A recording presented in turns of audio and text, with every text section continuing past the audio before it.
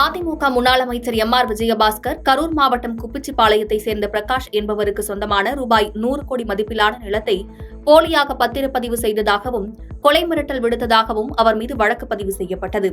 இவ்வழக்கில் ஜாமீன் கோரி கரூர் குற்றவியல் நீதித்துறை நீதிமன்றத்தில் எம்.ஆர். விஜயபாஸ்கர் மனு தாக்கல் செய்தார். இந்த மனு மீதான விசாரணை நேற்று நடைபெற்ற நிலையில் எம்.ஆர். விஜயபாஸ்கருக்கு நிபந்தனை ஜாமீன் வழங்கி கரூர் நீதிமன்றம் உத்தரவிட்டது. ஜாமீன் கிடைத்ததை தொடர்ந்து இன்று திருச்சி மத்திய சிறையில் இருந்து வெளியே வந்தார்.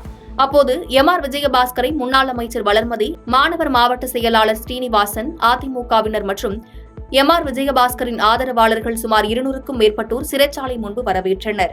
இதனைத் தொடர்ந்து செய்தியாளர்களுக்கு பேட்டியளித்த அவர், கடந்த 3 ஆண்டுகளில் தன் மீது 31 வழக்குகள் பதிவு செய்துள்ளதாகவும் இவை அனைத்தும் அரசியல் சார்ந்த வழக்குகள் என கூறினார்.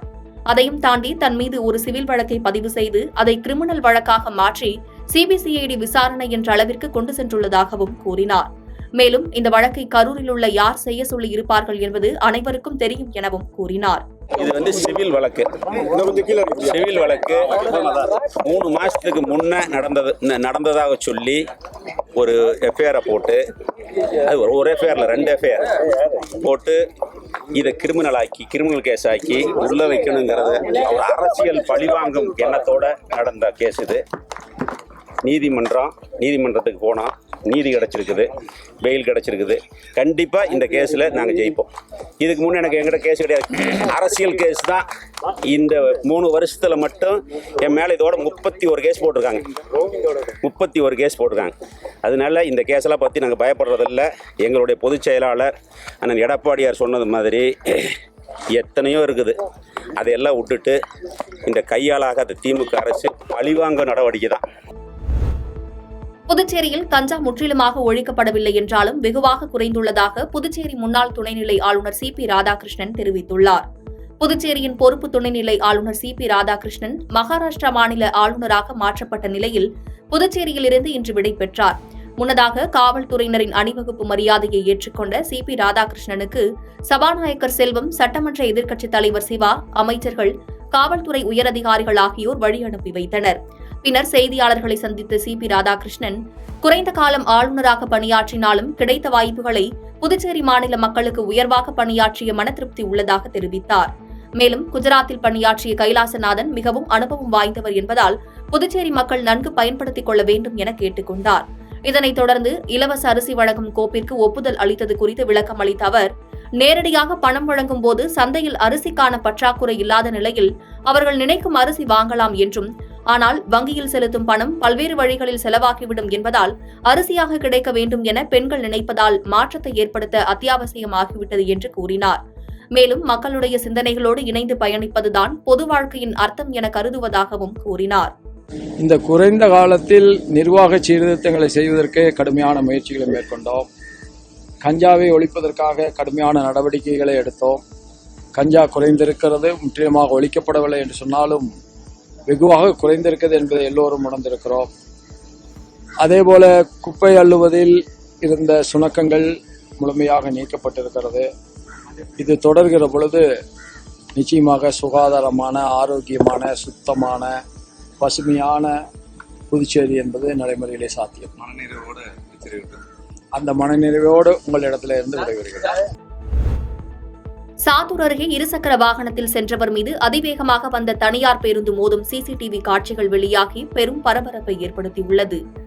விருதுநகர் மாவட்டம் சாத்தூர் அருகே சிவசங்குப்பட்டியில் தீப்பெட்டி ஆலை நடத்தி வரும் குருநாதன் தனது இருசக்கர வாகனத்தில் 7000 பண்ணை சங்கரன் கோவில் செல்லும் பிரதான சாலையில் சென்று கொண்டிருந்தார்.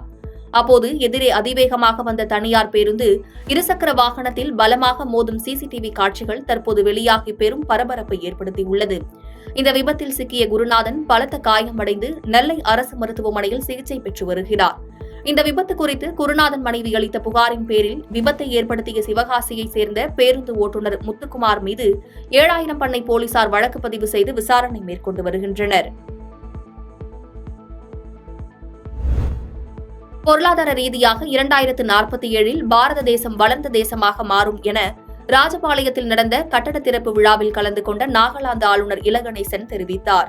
விருதுநகர் மாவட்டம் ராஜபாளையம் முடங்கியாறு சாலையில் உள்ள தனியார் கல்லூரியில் அறிவியல் பிரிவுக்கு புதிய கட்டிடம் கட்டப்பட்டுள்ளது.